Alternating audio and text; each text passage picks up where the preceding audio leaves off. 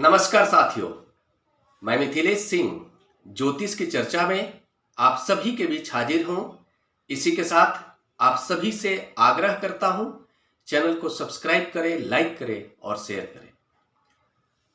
आज की चर्चा का विषय है सिंह लग्न एवं मीन राशि होने पर सूर्य की दृष्टि जब चंद्रमा पर होती है तो किस प्रकार का प्रभाव देखा जाता है। इस दृष्टि प्रभाव के कारण जातक का लग्न चार्ट किस प्रकार से प्रभावित होता है, जातक के मन के ऊपर इस दृष्टि प्रभाव के कारण किस प्रकार का प्रभाव देखने को मिलता है, इन सभी बातों को समझने का प्रयास करेंगे। सिंह लग्न का मतलब है जातक का जो लग्न चार्ट होगा उसके पहले भाव में 5 नंबर लिखा होगा। आप सभी जानते हैं 5 नंबर राशि सिंह राशि होती है और पहले भाव को हम लोग लग्न भाव भी कहते हैं। लग्न भाव में 5 नंबर लिखा होना बताता है कि जातक का लग्न चार्ट सिंह लग्न का है। साथ में इस लग्न चार्ट में जातक की राशि मीन राशि तब बनेगी जब चंद्रमा जहां पर 12 नंबर लिखा होगा वहां पर विराजमान होंगे। सिंह लग्न के चार्ट में 12 नंबर राशि बनेगी अष्टम भाव में, वहां पर चंद्रमा विराजमान होंगे। इस प्रकार से यह कॉम्बिनेशन हो जाएगा सिंह लग्न एवं मीन राशि का। इस कॉम्बिनेशन के साथ सूर्य की दृष्टि चंद्रमा पर तब होगी जब सूर्य द्वितीय भाव में, जहां पर 6 नंबर लिखा होगा, 6 नंबर राशि कन्या राशि होती है।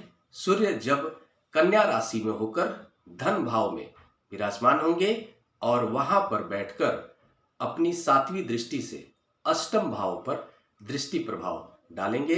साथ में चंद्रमा के ऊपर भी अपना दृष्टि प्रभाव डालेंगे। इस प्रकार से यह परिस्थिति लग्न चार्ट पर होगी। तो इसको हम लोग समझने का प्रयास करते हैं कि ऐसे कंडीशन में किस प्रकार से लग्न चार्ट इंपैक्ट होगा। हम ये कह सकते हैं कि ऐसे कंडीशन में जातक का जो मन होता है किसी भी कंडीशन में जब सूर्य चंद्रमा से संबंध बनाते हैं, या तो दृष्टि प्रभाव के द्वारा या फिर युति के द्वारा, दोनों ही कंडीशन में चंद्रमा पीड़ित होते हैं। सामान्य प्रभाव आप सभी जान चुके हैं। सामान्य प्रभाव यह होता है कि चंद्रमा जिन क्षेत्रों के कारक ग्रह हैं वो सभी क्षेत्र पीड़ित हो जाते हैं, नकारात्मक रूप से प्रभावित होते हैं। चंद्रमा मन के कारक है, चंद्रमा जन्म स्थान के कारक है, चंद्रमा माता के कारक है, ये सभी क्षेत्र प्रभावित होते हैं। चंद्रमा जल के भी कारक है। तो जातक के शरीर के अंदर जो जल तत्व की मात्रा है उसको भी कहीं ना कहीं असंतुलित करने में यह दृष्टि प्रभाव, यह संबंध कहीं ना कहीं नकारात्मक रूप से प्रभावित करता है। ऐसे कंडीशन में आप अक्सर देखेंगे कि लोगों का जो मतलब हम ये कह सकते हैं कि लोगों के अंदर जो गुस्से की प्रवृत्ति है वह भी बहुत ज़्यादा हावी होती है, क्योंकि जितना ज़्यादा व्यक्ति के व्यक्तित्व में जल तत्व की मात्रा होगी उतना ही ज़्यादा वो हम कह सकते हैं कि भावुक होगा, उतना ही ज़्यादा संवेदनशील होगा। इस कॉम्बिनेशन में हम बात करेंगे, पहले जातक के लग्नेश के बारे में बात करते हैं कि जातक के लग्नेश सूर्य होंगे। सूर्य के प्रभाव में जातक का मूल व्यक्तित्व रहेगा। इसके फलस्वरूप जातक अच्छा लीडरशिप क्वालिटी वाला होगा। राजा के प्रभाव से हम ये कह सकते हैं कि प्रभावित रहने वाला जातक हो सकता है। सरकारी अधिकारियों से संबंधित हम ये कह सकते हैं कि वो कोई कार्य कर सकता है, सरकार में कोई भूमिका निभाने के प्रति इच्छुक हो सकता है, आकर्षित हो सकता है। ऐसे लोग राजनीतिज्ञों के साथ भी अच्छे संबंध बनाते हुए देखे जाते हैं या खुद राजनीतिज्ञ होते भी हैं। सरकारी बड़े पदों पर भी ये जाने के लिए इच्छुक होते हैं, प्रयास करते हैं और जाते भी हैं, ऐसा भी आप कह सकते हैं। जातक के लग्नेश सूर्य होंगे। ऐसे कंडीशन में जातक के व्यक्तित्व में अग्नि तत्व की मात्रा ज्यादा होती है, इसलिए जातक थोड़ा एग्रेसिव स्वभाव का होता है। संघर्ष करने की क्षमता भी उसके अंदर देखा जाता है। जातक जुझारू भी होता है। हम ये कह सकते हैं कि ऐसा जातक गुस्से वाला भी होता है और अहंकार की प्रवृत्ति को भी सूर्य के प्रभाव के कारण जातक के व्यक्तित्व में आता है, देखा जाता है। सूर्य के प्रभाव के कारण जातक हमेशा ही भीड़ का केंद्र बिंदु बनना चाहता है। वो कभी भी यह चाहता है कि जब भी वो किसी बात को कहे, लोगों के द्वारा उसको एक्सेप्ट किया जाना चाहिए। अगर कोई उसकी बात को नकार देता है या फिर हमें कह सकते हैं कि उसकी बात का इंसल्ट कर देता है, तो ऐसे कंडीशन में जातक बहुत ही आहत होते हुए दुखी भी होता है और एग्रेसिव भी हो जाता है। उसके व्यक्तित्व में लीडरशिप क्षमता देखी भी जाती है। ऐसा जातक समाज के लिए हितकर भी होता है, क्योंकि सूर्य के प्रभाव के कारण ऐसा जातक ईमानदार भी देखा जाता है। जब भी समाज में अनैतिक होता है, कुछ भी अनैतिक कार्य होता है, उसके खिलाफ आवाज उठाने की क्षमता भी सिंह लग्न वाले जातक के अंदर देखा जाता है। ये सभी जो गुण हैं वो कितने ज्यादा जातक के व्यक्तित्व में आएंगे वो डिपेंड करेगा सूर्य के प्लेसमेंट के ऊपर। सूर्य कितना मजबूत होकर कुंडली में विराजमान है, किस भाव में जाकर विराजमान है, कितने डिग्री के होकर विराजमान है, किस नक्षत्र में है, किस भाव के स्वामी ग्रह के साथ युति में है, किस भाव के स्वामी ग्रह से दृष्ट हो रहे हैं, सब कुछ तय करेगा कि सूर्य का कितना प्रभाव जातक के व्यक्तित्व में आने वाला है। साथ में यहां पर हमें यह देखने को मिल रहा है कि जातक की राशि मीन राशि बन रही है। मीन राशि के स्वामी ग्रह गुरु होते हैं और गुरु के साथ जो सूर्य का संबंध है मित्रवत है, तो इस कॉम्बिनेशन को हम अच्छा कॉम्बिनेशन के रूप में देख सकते हैं। साथ में हमें यह भी देखने को मिल रहा है कि जातक की राशि सिंह लग्न में जब मीन राशि बनेगी तो ये अपने आप में एक विपरीत राजयोग का भी निर्माण कर रहा है।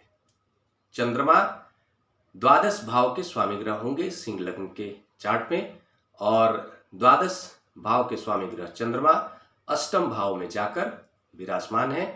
द्वादश भाव विदेश का भाव, अध्यात्म का भाव और खर्चे का भाव, इन सभी क्षेत्रों का संबंध अष्टम भाव से जुड़ रहा है। विपरीत राजयोग का निर्माण भी हो रहा है चंद्रमा का यहाँ प्लेसमेंट होने के कारण। अष्टम भाव गूढ़ ज्ञान का भाव है, रहस्यवादी ज्ञान का भाव है, ज्योतिष विद्या का भाव है, सट्टा मार्केट के ज्ञान का भाव है, इनोवेशन का भाव है, खोजबीन का भाव है, रिसर्च का भाव है। इन सभी क्षेत्रों को अष्टम भाव रिप्रेजेंट करते हैं और चंद्रमा का इस भाव में जाकर विराजमान होना, हमें कह सकते हैं कि चंद्रमा मन के कारक है, इसलिए जातक का जो मन है इन सभी क्षेत्रों से जुड़ जाएगा, इस सभी क्षेत्रों से प्रभावित हो जाएगा, इन सभी क्षेत्रों पर काम करने का प्रयास करेगा, ऐसा भी आप कह सकते हैं। ऐसा जातक जो होगा हम ये कह सकते हैं कि रिसर्च के प्रति अग्रसर रहेगा। किसी भी चीज के बारे में अगर उसको इंटरेस्ट आ गया तो उसके रूट में जाने का प्रयास जातक करेगा। और ये भी कह सकते हैं कि ऐसा जातक विदेश से जुड़कर कोई काम भी कर सकता है। यहां पर हमें यह देखने को मिल रहा है कि लग्नेश द्वितीय भाव में कन्या राशि में जाकर विराजमान हो रहे हैं। लग्नेश का द्वितीय भाव से संबंध होना बताता है जातक जो भी कार्य करेगा उन सभी कार्यों के मूल उद्देश्य में धन प्राप्त करना होगा, और साथ में जातक अपने कुटुंब के साथ भी संबंधों को अच्छा बनाकर प्रयास करेगा, बनाकर रखने का प्रयास करेगा, और उससे उसे धन प्राप्ति के भी कहीं ना कहीं धन को प्राप्त करने में सहयोग भी रहेगा अपने कुटुंब के द्वारा। जातक की जो वाणी होगी हम ये कह सकते हैं कि ऐसा जातक अपने वाणी को भी मधुर बनाने का प्रयास करेगा। लेकिन सूर्य कभी भी जब द्वितीय भाव में बैठते हैं तो थोड़े से हमें कह सकते हैं कि एग्रेसिव उसकी आवाज को बना देते हैं, रॉब बना देते हैं, रूड बना देते हैं। ऐसे लोग के बारे में हम यह भी कह सकते हैं कि ऐसे लोग थोड़ा सा धन प्राप्ति को लेकर के किसी का हित और अहित भी नहीं देखते हैं, ज्यादा ही मतलब हम ये कह सकते हैं कि धन प्राप्त करने का जो इच्छा है उनके व्यक्तित्व पर ज्यादा हावी होता है, इसलिए कभी कभी वे समाज के लिए अहित भी करते हैं। इसलिए थोड़ा हम ये कह सकते हैं कि इसको नकारात्मक माना जा सकता है। जातक को थोड़ा इसका ख्याल रखने की जरूरत है, जिससे जो है कि सूर्य के इस प्लेसमेंट के कारण जो नकारात्मक प्रभाव मिले उससे वो बच जाए। इसके जो उपाय हैं वो बताए जाएंगे आपको। उपाय के तौर पे आप गायत्री मंत्र का निरंतर डेली जाप कर सकते हैं, और साथ में शिवलिंग के ऊपर जल अभिषेक जातक को जरूर करना चाहिए, जिस कारण से सूर्य का जो दृष्टि प्रभाव है चंद्रमा पर, वो नकारात्मक जो भी मिले वो कम हो जाए, उसमें कहीं ना कहीं राहत मिले। सूर्य यहाँ पर बैठकर जब चंद्रमा पर अपना दृष्टि प्रभाव डाल रहे हैं तो एक प्रकार से हम ये कह सकते हैं कि द्वादश भाव, लग्न भाव और धन भाव, ये तीनों एक दूसरे से जुड़ गए हैं, साथ में अष्टम भाव भी जुड़ गया है। तो हम ये कह सकते हैं कि जातक जो भी अपने जीवन में अष्टम भाव से संबंधित क्षेत्रों पर अपना जो भी ज्ञान प्राप्त करेगा, उस ज्ञान का उपयोग धन को प्राप्त करने के लिए जातक कर सकता है। और जातक विदेश से जुड़ा हुआ कोई कार्य करके भी धन प्राप्त कर सकता है। विदेश से जुड़ा हुआ कोई कार्य करे या विदेश में जाकर कोई रिसर्च का काम करे, उन सभी ज्ञान को प्राप्त करने के बाद जातक धन को परिवर्तित करने का भी प्रयास करेगा। अष्टम भाव से चंद्रमा का जो संबंध है, एक प्रकार का नकारात्मक प्रभाव यह दे सकता है कि जातक का जो मन है विकारों से ग्रसित हो सकता है, थोड़ा चिड़चिड़े स्वभाव का हो सकता है। यहाँ पर सूर्य का दृष्टि प्रभाव के कारण भी जातक के मन के ऊपर चिड़चिड़े स्वभाव का आना देखा जा सकता है। जातक गुस्से वाला हो सकता है, माता के साथ वाद विवाद कर सकता है। माता के स्वास्थ्य पर भी इस प्लेसमेंट के कारण नकारात्मक प्रभाव देखा जा सकता है। जातक खुद मानसिक विकारों से ग्रसित हो सकता है। ये जो भी प्रभाव बताया गया है, ये सामान्य प्रभाव है। इन सभी प्रभाव में कमी या बढ़ोतरी दोनों देखा जा सकता है। वो डिपेंड करेगा सभी ग्रहों का प्लेसमेंट किस प्रकार का है, सभी ग्रह किस भाव में जाकर विराजमान है, किस भाव के स्वामी ग्रह के साथ विराजमान है, किस भाव के स्वामी ग्रह से दृष्ट हो रहे हैं, कितने डिग्री पर हैं और किस नक्षत्र में है। सब कुछ देखना होगा, तभी जाकर के पूरा प्रभाव पता चलेगा। इसी के साथ आप सभी के बीच अगले विषय पर बात करने के लिए उपस्थित होऊंगा। तब तक के लिए मेरा नमस्कार।